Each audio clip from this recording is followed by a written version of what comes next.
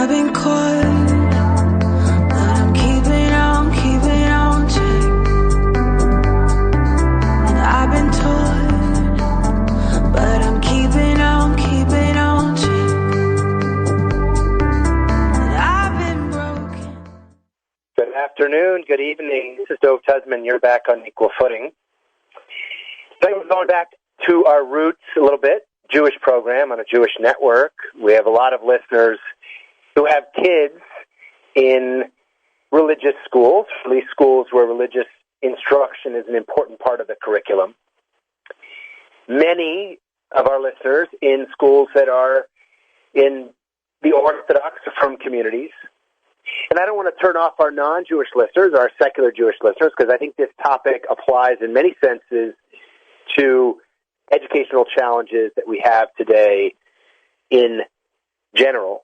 But as it relates to kind of quote-unquote our community, I think those challenges are a little bit more concerted or visible. What am I talking about here specifically?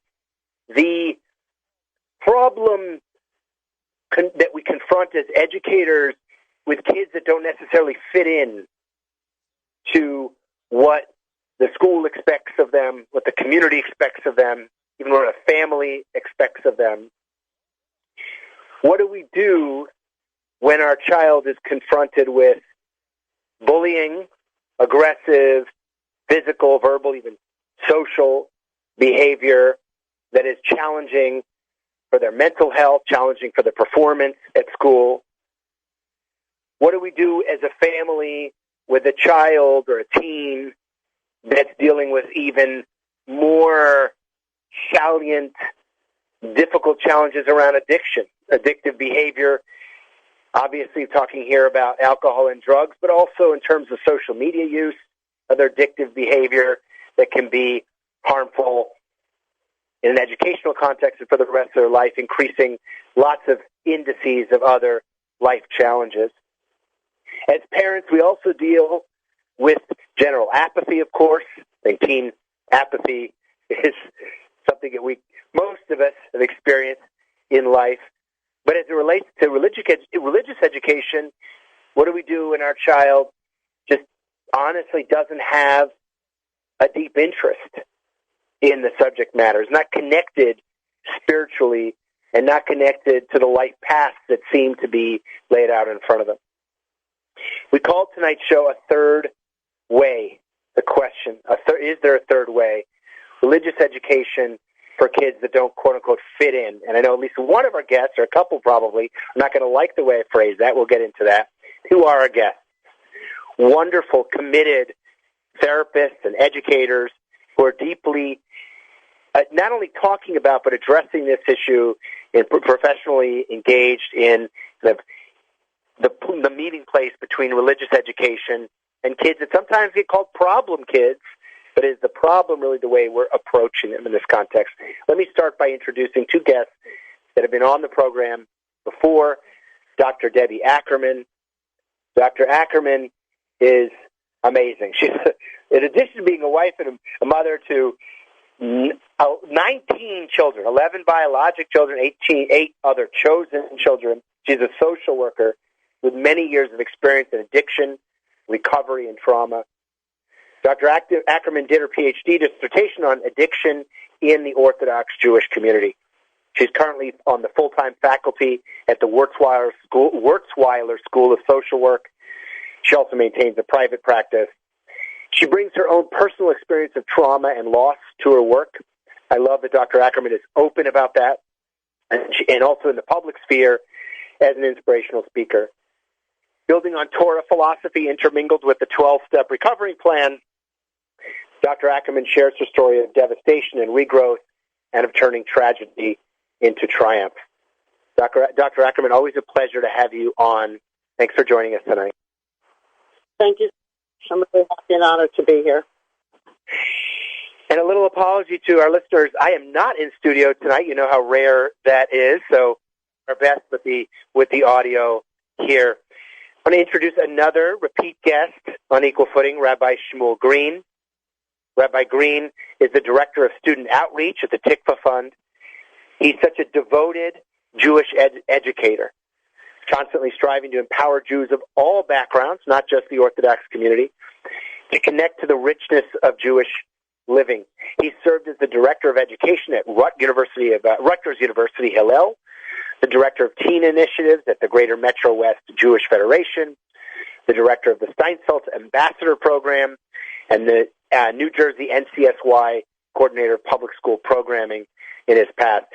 I love how Rabbi Green is firmly rooted in the Frum community, and yet is willing to talk about things, really proactively addresses issues that I think we should be addressing more within our Orthodox community, and often kind of we get a little bit behind our skis, if you will, on these issues, and Rabbi Green is always able to kind of bring in a practical view to sometimes what can become an esoteric discussion. Rabbi Green, thanks for joining us again tonight.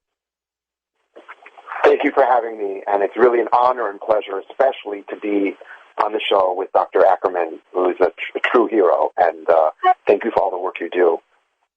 Thank you. Very kind. Well, Dr. Debbie Ackerman has worked with our other roundtable guest, last but not least, Rabbi Scott Friedman. Rabbi Friedman is the founder of Or Yisrael. He serves as the head of school there. After receiving a simcha from Rabbi Zalman Nehemiah Goldberg, I guess this was, he'll get into where he sits and kind of in the community. I don't want to put words in his mouth. Rabbi Friedman received a secular master's degree in psychology from Columbia University. For 17 years, he's been widely recognized for his success in uncovering unique talents with students.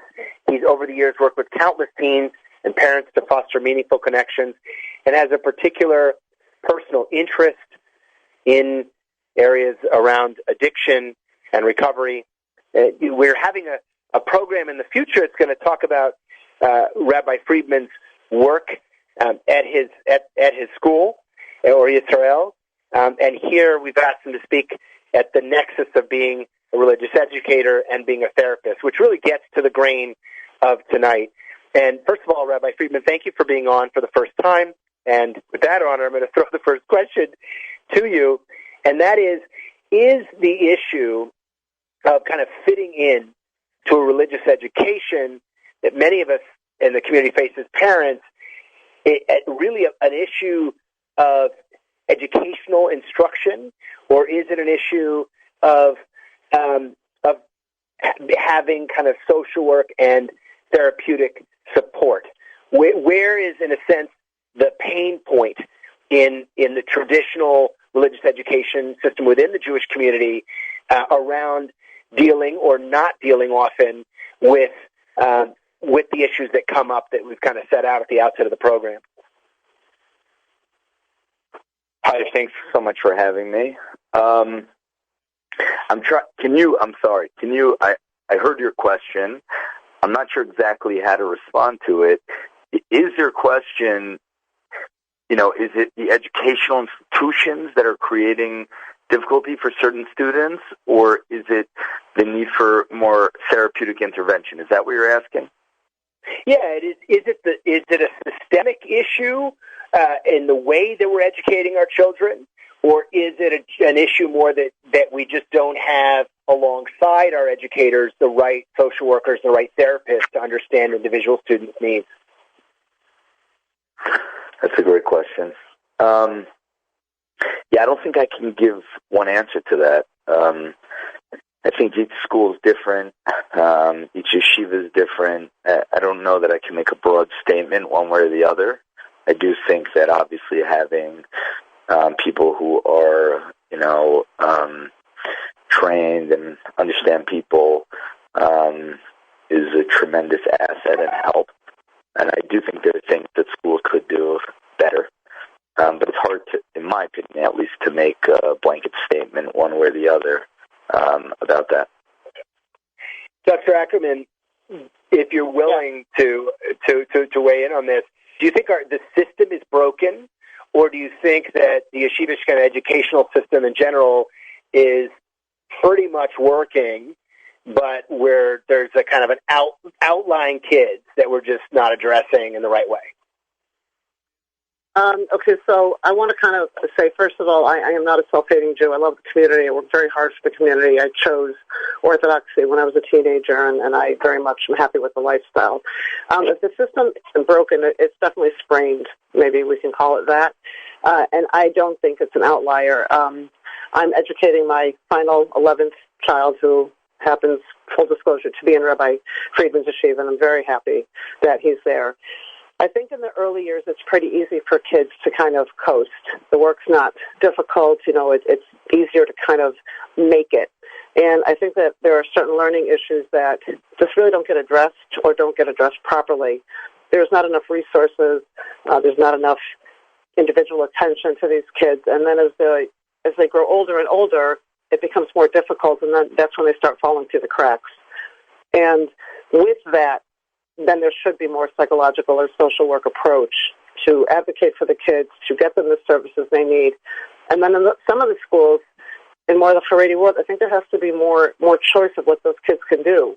Is there athletics? Is there some type of, art program, painting, writing, music, something that they could engage in, that if academically they're not that strong, they could feel better about themselves in that way. So I think it kind of starts from kindergarten up, and then by the time they reach junior high and high school, it gets pretty pronounced. But by then, kids are pretty disillusioned, and I don't think it's an outlying problem, not at all. What do you think, Rabbi Green? Is this a matter of kind of serving the end of the bell curve, or is there a systemic crisis? They say, I had an acquaintance who was in the AA, he is in the AA 12-step program, and he came home one time with a T-shirt that said, religion is for people who don't want to go to hell, spirituality is for people who have been there. And what do we mean by spirituality? We mean by spirituality exactly what Dr. Ackerman has been doing in her work, and that's why I call her a hero, is bringing authenticity to their work. And authenticity means bringing their own struggles and their own pitfalls and failures, and coming and saying, this is spiritual work that I'm working on. We can all work on this together. Imagine if a Rebbe in a classroom came and spoke in that type of language. And then all of a sudden, these outliers, so to speak, if there are, these outliers will feel a part of, because here they're speaking his language, his or her language all of a sudden. What we are lacking is spirituality. We are lacking something that is not just a way of behaving or even thinking on the outside, but rather something on the inside that lasts and becomes more eternal. Authenticity. And to tell you the truth, from what I understand of addiction, that is one of the main things that addicts are looking for. When you read the big book, for instance, of AA, it has to come to a conclusion that it's a spiritual malady, it's a spiritual disease. And Rabbi Green, the solution has to be spirituality. Yes. I want to get to how this ties in specifically to some of these issues like addiction in the next segment. But you bring up a point, and I hope, Rabbi Friedman, you don't mind me saying this, that Rabbi Friedman and I, with our producer, Leah, got into prior to the program, which is this challenge of, as running a school or being head of school, as Rabbi Friedman you are, and not wanting the school to kind of get typecast inappropriately, incorrectly, as a place for kids that don't fit in, but rather a place where all kids fit in. And I think that's, I was on the board for a number of years of Lamplighters Yeshiva and its wonderful time of existence in Crown Heights, and that was a challenge we faced all the time, is make sure not to get stigmatized. We wanted to have all students be able to get the attention they need, but not have this unfortunate thing that happens in the community, which is sometimes you get stigmatized as, that's the place for kids that, are kind of like either off the derrick or kind of need special attention or whatever. If you don't mind, I know it's a bit of a raw topic, but before we go to our first break, how do you address that challenge, the kind of spiritual disconnectedness in general, and then, this issue of stigmatization that can happen? Rabbi Friedman, you there? Yeah, I'm here. So again, I heard your question. I don't know why I'm not following exactly. How do we address the fact that what specifically? I'm probably not doing a good job of phrasing it. Let me get raw. So I'm looking at, before before we had the program, we were doing one of our pregame conversations, and I said to you, Rabbi Friedman, we want to do a show that addresses issues like addiction and bullying and apathy and so forth, kind of the where do kids go that don't fit in to traditional religious education. And you had, I hope you don't mind me saying so, you had some trepidation on being on that show because you didn't want, you didn't want Or Yisrael, your school, to somehow be typecast as, oh, that's a school for kids that don't fit in. And I think that's a problem across the community. Is I think in a certain sense there's a stigma, and it's just my opinion. So shoot me down on this. How do we deal with that? How do we kind of get over that issue that you don't have that type of stigma in a public school system or even a number of private schools that know that they're just serving students that have all sorts of needs, including kids that have some pretty serious problems and or just general apathy? Well, I mean, for us at least, I think a lot of it is time. I think that part of it is just for people to see and experience for themselves. We have that experience a lot when new students come or parents and they're like, wow, this place is amazing. And, I had heard X, Y, or Z, but really this is true, or it's whatever it is. But in terms of the stigma, I'm not one that really worries about what other people think, but I think it's important for for the boys themselves that they know that, all people are regular people. And all people, as Rabbi Green said, have their own stuff. And it's a mistake and false to suggest that, quote-unquote regular people or regular schools don't have that. It's just not true. I mean, I worked in a very mainstream, I shouldn't say I worked, I taught for many years. And there were all kinds of kids there and people going through different things. And even later in life, I stay, connected to a lot of them.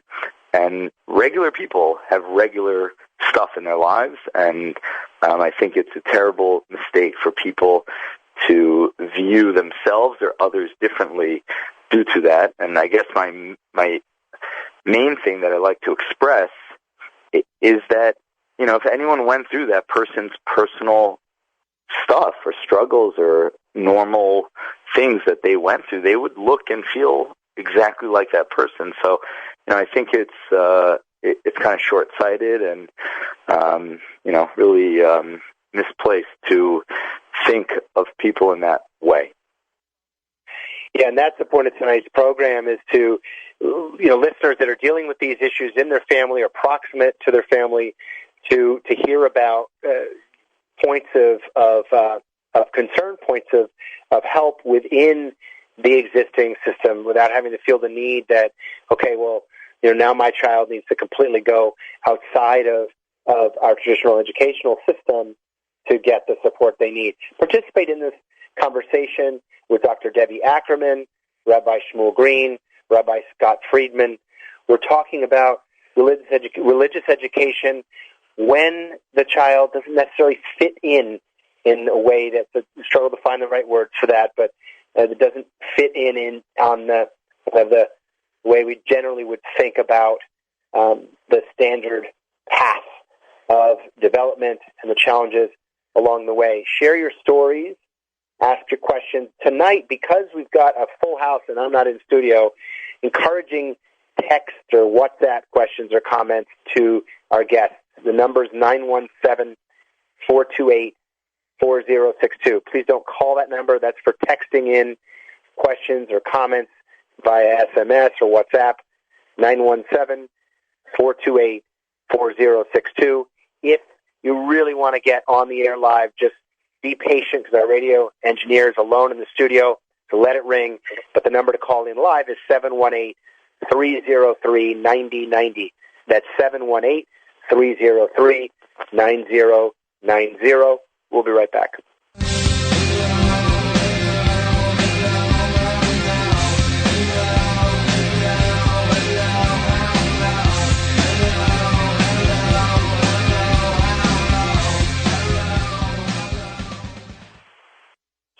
Equal Footing is brought to you for years now by a wonderful company called DocuVax. It's not just about vaccines. It's about your medical records in general. Take a second. Go to your smartphone, Android or iOS device, and download DocuVax, DocuVax. It's a super easy-to-use digital locker for storing all of your medical information. Immunization records, yes, but also MRI results, other test results, even allergy information and blood type information. Your medical results do not belong to, your medical records do not belong to your insurance company. They don't belong to your doctor. They certainly don't belong to the government. When you switch insurance providers, have your kids switch schools, etc., you're asked for this stuff a lot. Have it all in one place. Download DocuVax for as little as $7 a month. If you want to subscribe, you also get doctors and nurses on staff for you 365 days a year. What does that mean? It means saving money. You don't have to go and spend $100 or whatever just to get a reference to a specialist going through your general practitioner when you know what you need. Just speak to the specialist on call at DocuVax and get a reference directly based on what's in your medical file. That's 24 hours a day, 365 days a year. You could save the entire subscription cost for a year of like $80 just on one medical visit.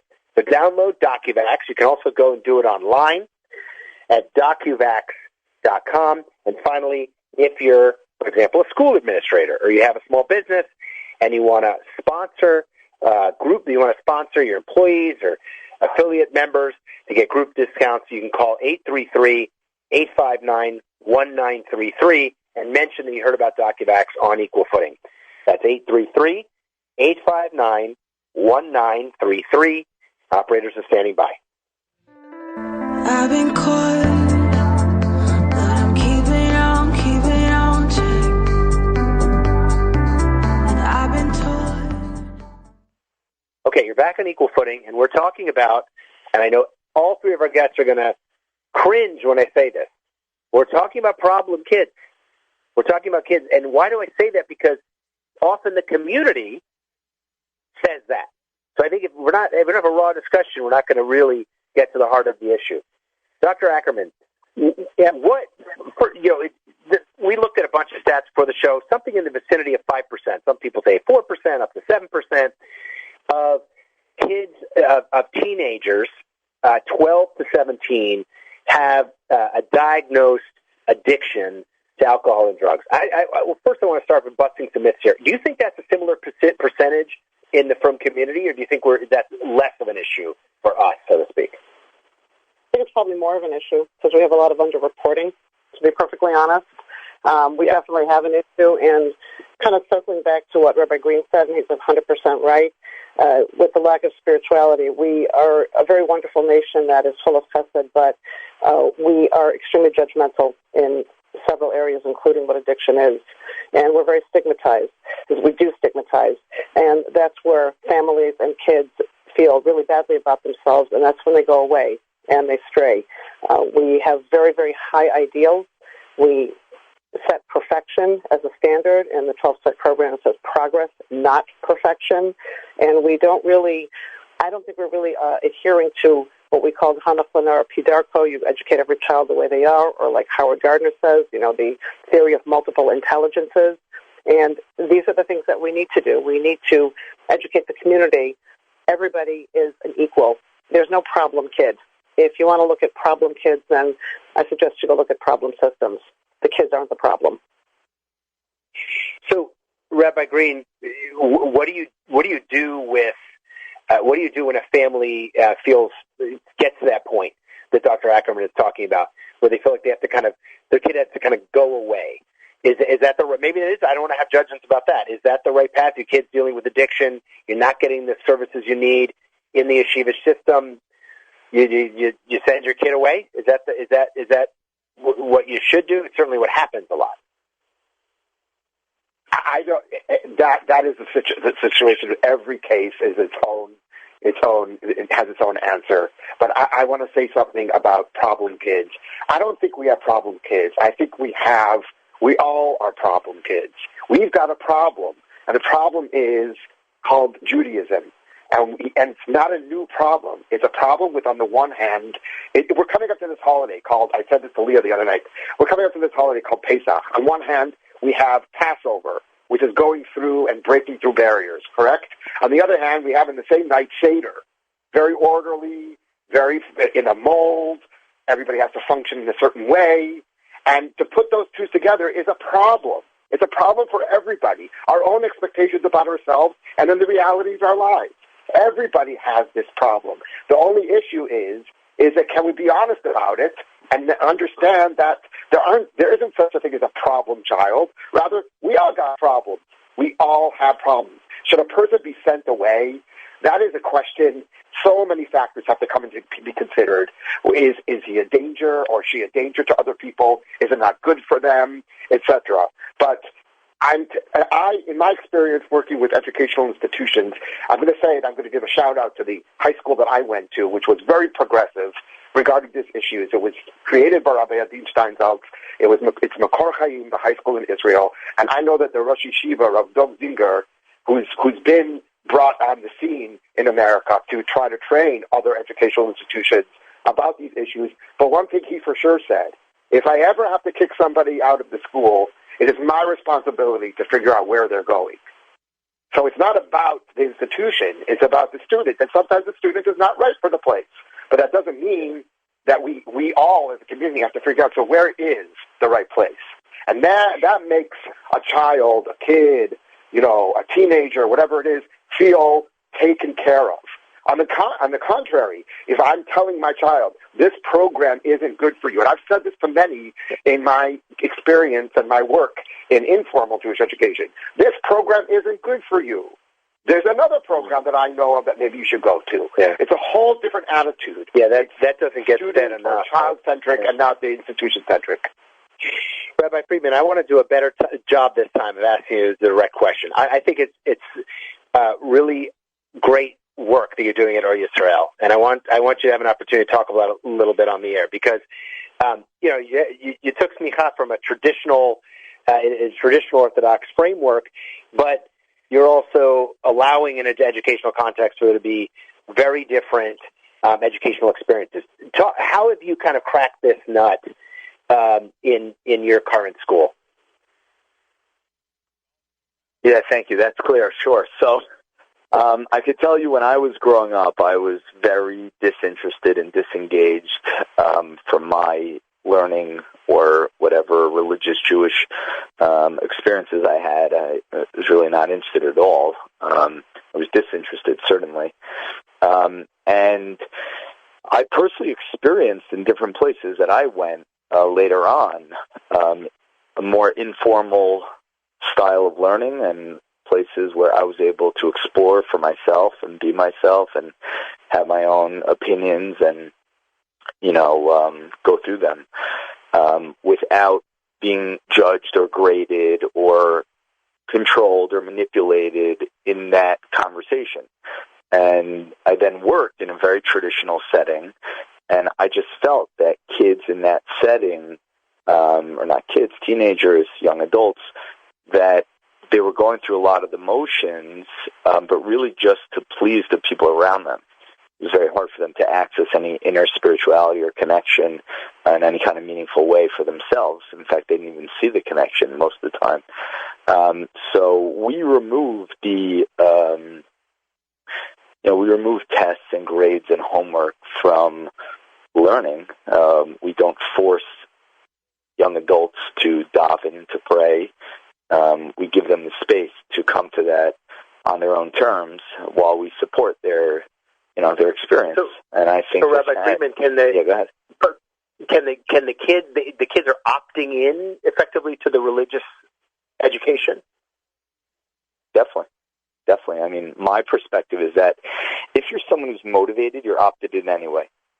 If you're someone who's not motivated, then I find and have found over my life, both for myself and my friends and my students, that forcing someone to generally have the opposite effect. It's generally more destructive and harmful than it is helpful to that person. So well, I think a lot of experience as a parent, especially if you have a teen or preteen, that if you encourage them to go one direction, they also often, if reflexively, want to go the other.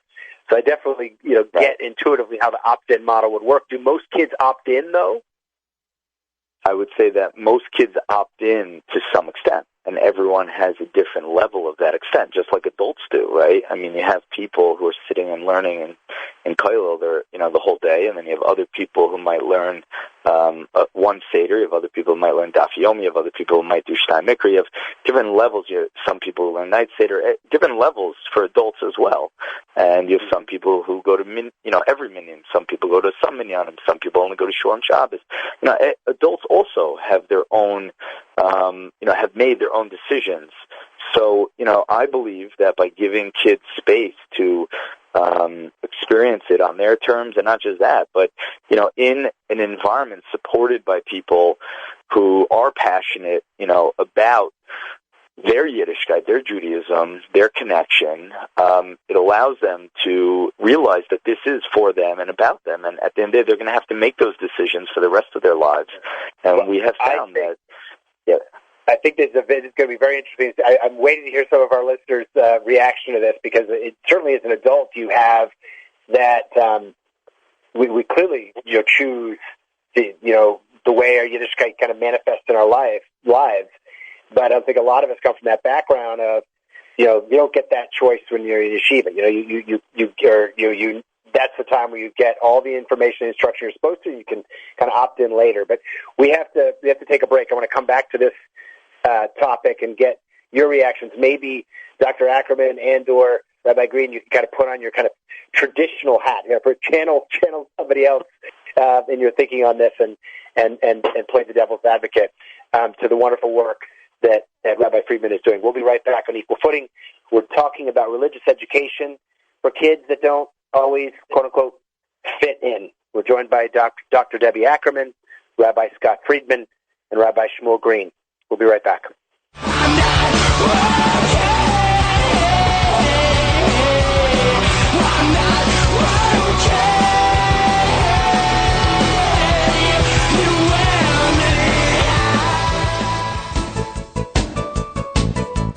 Equal Footing with Dove Tusman is sponsored by MDCS Dermatology, your experts in skincare. With 2 Manhattan locations and 4 offices in Long Island, including Plainview and Commack, the dermatologists and skincare surgeons at MDCS are proud to be affiliated with the Albert Einstein College of Medicine and New York Presbyterian Hospital. So schedule your next skin exam in one of MDCS's convenient New York area locations. To make an appointment, go to www.mdcs.live or call 212-661-DERM. That's 212-661-3376. You can even schedule a virtual video visit with MDCS's board-certified dermatologists from the comfort and safety of your own home. So go to www.mdcs.live or call 212-661-3376. And don't forget to mention Equal Footing for 15% off all cosmetic procedures. I've been caught, but I'm keeping on check. And I've been told. All right, before the break, I kind of interrupted you, Rabbi Friedman. You were talking about this. I find it fascinating and to some extent, kind of revolutionary from my perspective. Opt-in approach. We can get a traditional Orthodox Jewish education, but meaning a religious education, but giving the child agency. Before I get to the kind of devil's advocacy they asked Rabbi Green and Dr. Ackerman to take, at what point does that opt-in begin? Is it mandatory instruction to a certain point, and then a certain age they can opt out, or how does that work? Yes, that's a great question. So, we're a high school. I do have dreams of eventually starting in elementary school, middle school, because, to me, education or chinuch is really about relationships, and it's about, it's really about modeling, although modeling is a bad word because it suggests you're doing it in order that someone should see you, and that doesn't work. And not only does it not work, it doesn't really make sense. But really, that's how real chinuch happens: is that there's a relationship between parent and child, and there's a deep connection. And when the child feels valued and respected and admired by their parent, they give back. They reflect that back to the parent. When they see the way the parent lives their life and they see the values and the beauty that they see in the Torah and Judaism, they also want to have that in their lives. You see that often with children, whether they like sports because their father likes sports, or whether they like art, or whether they like money, whatever it might be. Those values get passed on, and they're not unique to religion. I think that's how things in general get passed along. So, I don't believe that there's real value in forcing anybody to do almost anything, really. Again, you could encourage, in my opinion, and you could express the significance of what's happening and why it's so important, but there's only so much that a person can do that without hurting the other person or undermining their entire experience or connection for that matter. So even if you're able to get someone to regurgitate information, you might have lost out on the greater picture, which, is the whole, point really of what we're trying to accomplish. I would imagine that you and Rabbi Friedman see eye to eye a lot, but if you could, for a second, play the devil's advocate, and what would be the argument against this approach? I understand it's in the Masifta, it's a high school, it's a different dynamic there, but is there a way that you can actually have mandatory religious education and still account for some of the issues that we've been addressing tonight? Yeah, I don't like that question. So, okay. I suppose you can, yes, if you do it with, like Rabbi Green said, the right amount of spirituality and the right amount of acceptance. But that's going to take a huge cognitive shift. So if you would allow me 2 minutes to not play devil's advocate, would that be okay with you? Go for it. Okay. So, I educated my children anywhere from extremely right-wing Haredi through the modern system. And I do want to kind of recount, one of my sons went through very Haredi schooling his whole life, and he had a learning disability and had a miserable time at school. It was really very difficult for him. And he went to a very right-wing high school yeshiva, doesn't matter what the name is, and one of the big Rosh Yeshiva that had helped start that high school was coming to, like Tahir, see what the kids were holding. And he was really scared, my son. He got really scared, and so he hid. He ran and he hid. And when he thought it was over, he came out, and the person who came there at the house of the school saw him, and people were still milling around the gym or the auditorium, whatever it was, and he started screaming at him. And after he screamed at him, he smacked him full force across the face. And my son ran out of there sobbing. He called me. He was like, "I'm out of here." And he ran. Never went back to formal yeshiva in his life. But that's not the end of the story. Several years later, unfortunately, he got very ill with brain cancer. And he was only 20 years old. He really faced his illness with an incredible amount of faith. I'm embarrassed that I would never, ever, ever be able to do something like that. And all of his friends who were these OTD kids made this 24-hour rotations that he was. For those who are listening who don't know, that's off the derrick, off the path. The kids that are kind of left the community, as it were. Yeah. Correct. And all his off-the-path kids would come to the hospital every hour in the hour with bulging bags of food and $150 headphones, and they made the fonts on their phones bigger because he was going blind. And I just remember looking at these kids and thinking, what are we doing? We are just so ridiculous. Why are we throwing away these kids? They're unbelievable. Sadly, my son passed away. And oh God, I'm just never going to remember. I will never forget the faith he had. And I sometimes want to go back to that high school and be like, you forced him out of there. You smacked him. You told him he was an Amharic. You didn't know how to learn, that he was, at the end of the day, doesn't it come down to your faith in God in the face of challenge? And I'm very passionate about this subject because we're judging people based on only the external, and it's wrong, and we're losing people. Yeah. And so Scott Friedman, I just want to say, the first time I met him, and I admit it, I was skeptical. I'm like, oh, my gosh. And he told me this following line. He said, you can go to the best school with the worst reputation, which is his school. He said, or you can go to the worst school with the best reputation. So pick. And I thought, I really liked that, and I picked. So, Dr. Ackerman, thank you. And actually, I want to take a listener's, because thank you as always for sharing from the heart, and that's an extraordinary story. Dov, can I interject here for a moment, or not? Well, yes, but let me get to this listener's comment, because sometimes I think some shows take listener questions that they kind of reinforce the narrative, and I like to take ones that kind of challenge us, and I appreciate often people just write their first name. So Yoni Stein here from Teaneck says that this conversation is really missing the point, that at the outset you talked about the end of the bell curve. This is not the end of the bell curve. This is not a conversation about addiction, bullying, etc. It's a conversation about the majority of our kids. You talked about apathy. That's the real issue. Kids don't care. They're disinterested, and we don't know how to connect anymore. He goes on, but I think this is consistent. I want to admit, with comments we've gotten over the years, and we've touched on these types of issues, is that we tend to, in a certain sense, it feels safer. And thank you, Yoni, for that question, because I do think it feels safer, weirdly, to talk about the exception, the situation where a kid is dealing with where they really need help from a counselor.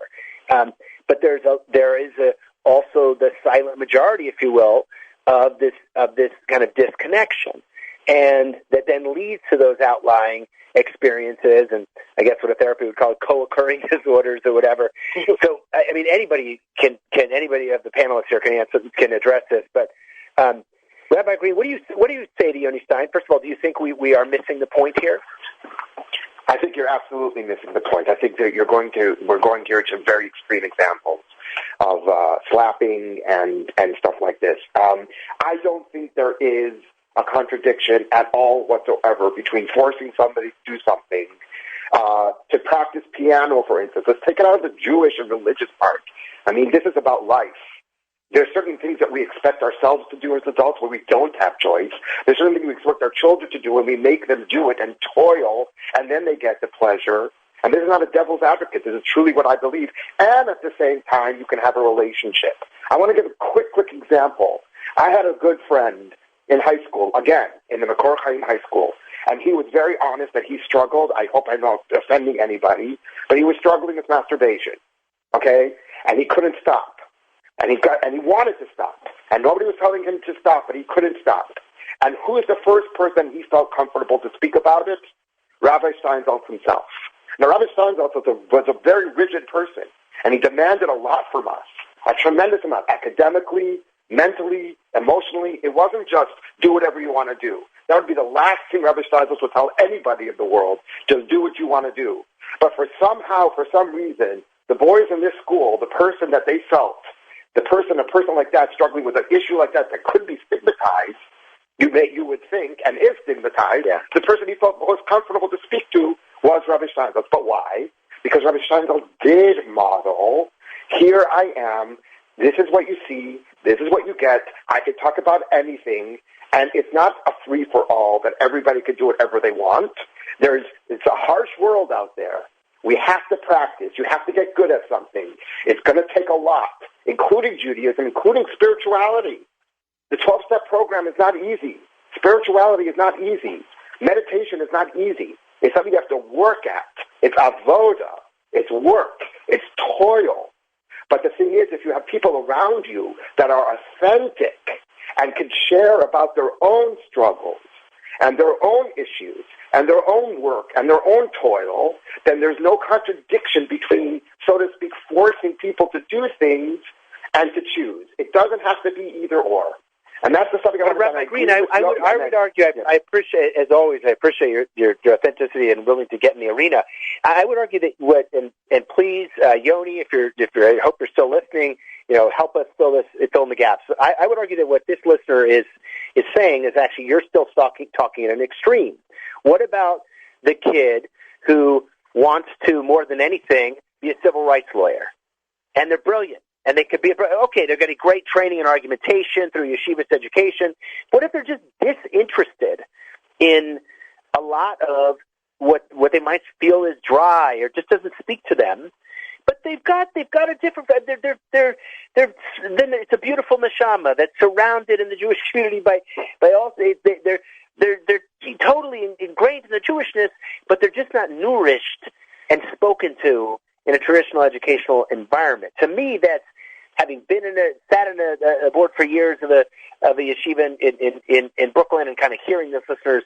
No, that is, I think, what is the core issue here. Is there a third way for kids that don't fit in there? Not necessarily problem. Let me just make first point. Not necessarily problem kids in terms of having a masturbation fixation or having an addiction to drugs or some other issue that's more clearly on the surface, but just wants a different life.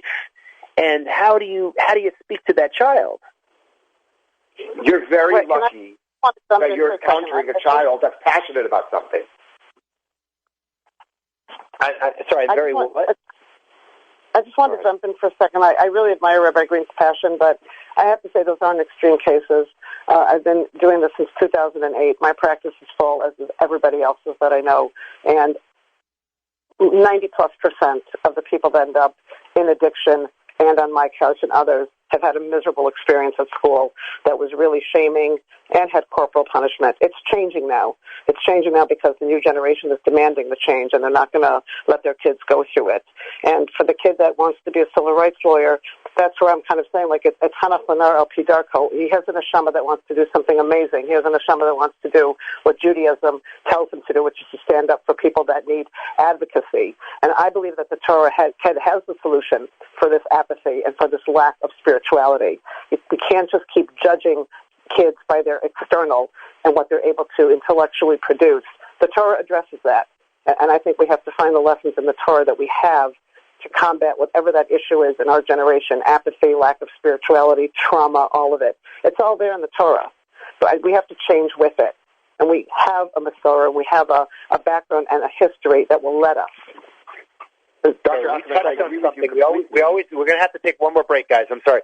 We definitely touched the nerve because we got several questions and comments that came in almost simultaneous with that little discussion there. Let's come back to this issue of apathy and kids that want to be in kind of a different vocational path, different life path, but don't necessarily, like I said, have that kind of bright, blinking lights issue around a mental health challenge or addiction, et cetera, which also needs to be addressed. We'll be right back on Equal Footing, joined by Rabbi Scott Friedman, Rabbi Shmuel Green, Dr. Debbie Ackerman, dedicated, passionate, inspiring therapists and educators in the Orthodox Jewish community. We'll be right back. And here it goes. I'm just a kid, and life is a nightmare. I'm just a kid, I know that it's not fair. Nobody cares, 'cause I'm alone and the world is having...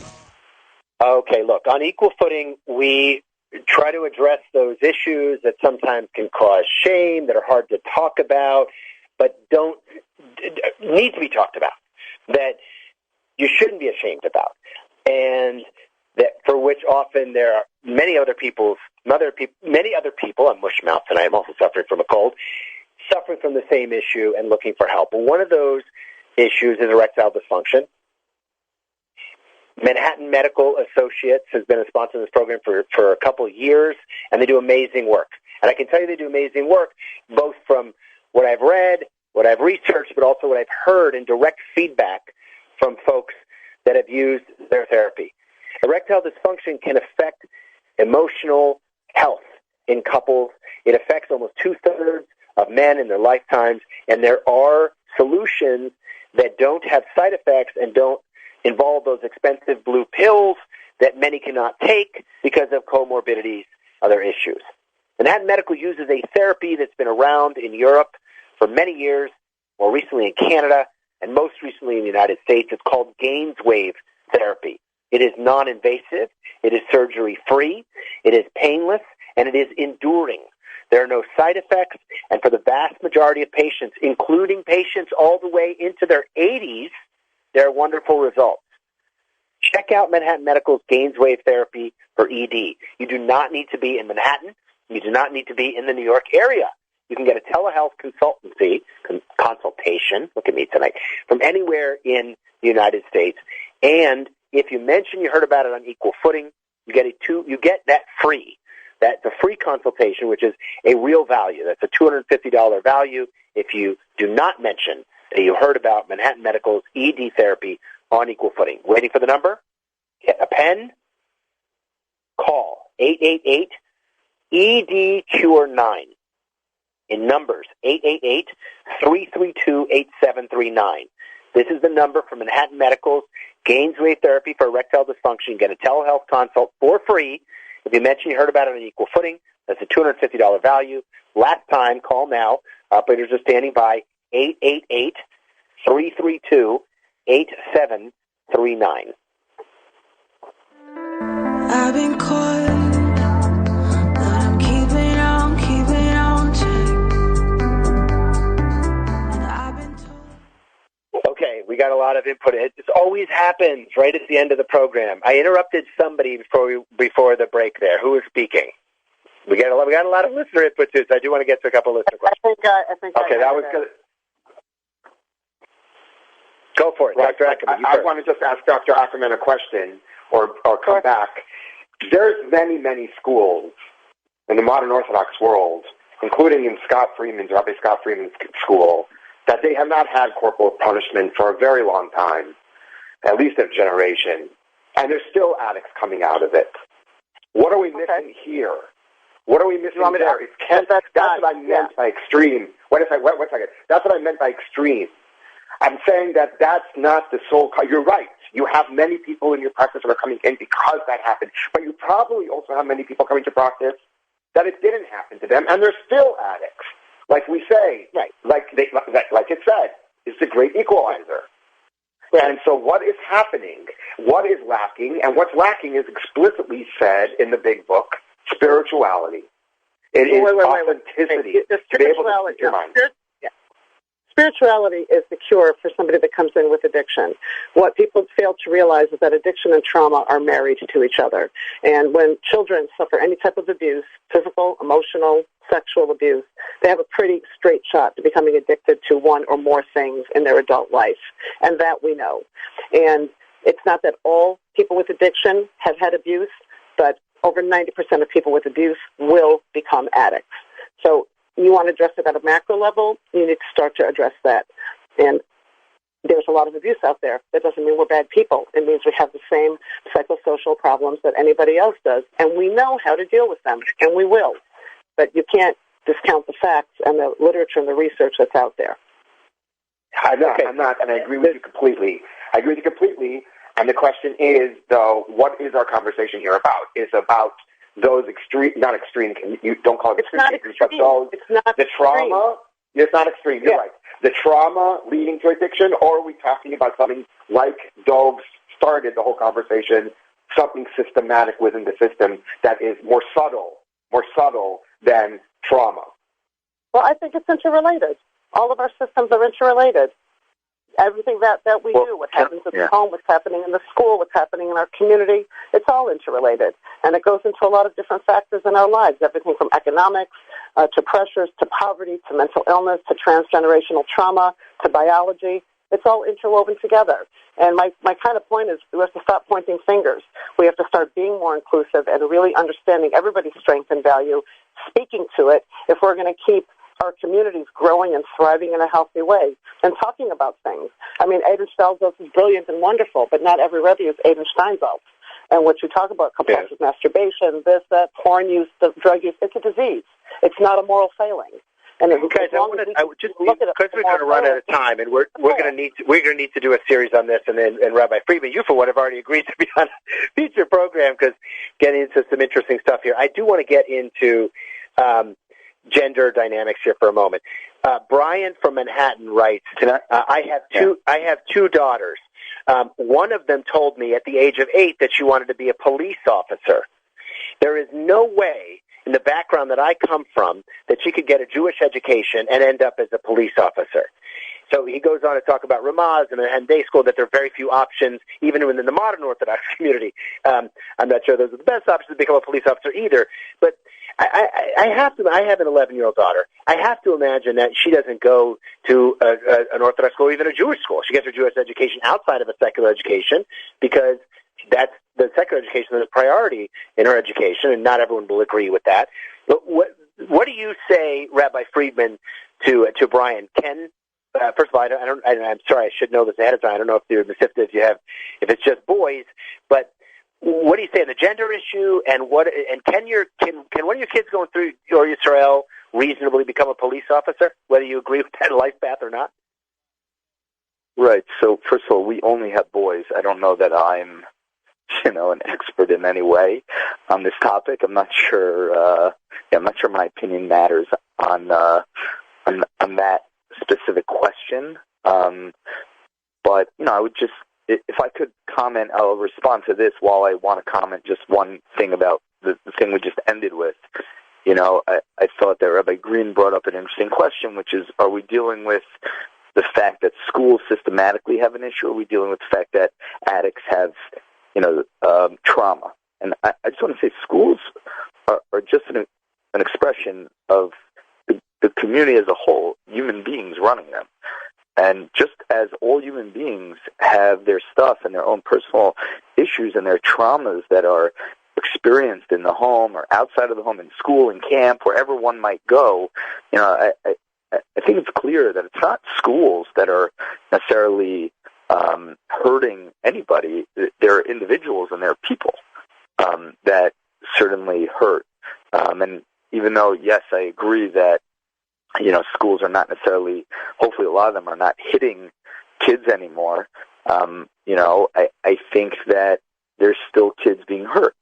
And so I just want to say that, to me, the issue is trauma and the relationship between people, and specifically adults to children, because they're in a position of authority, and that can make traumas more significant, and that can be a difficult position to be in. So, on that note, I would just jump to this question, which is, each person's their own person, and we have to help support them and figure out what their strengths are and embrace who they are and help them find the best way to be the best, the most connected person and Jew, while at the same time being able to express themselves in their own way.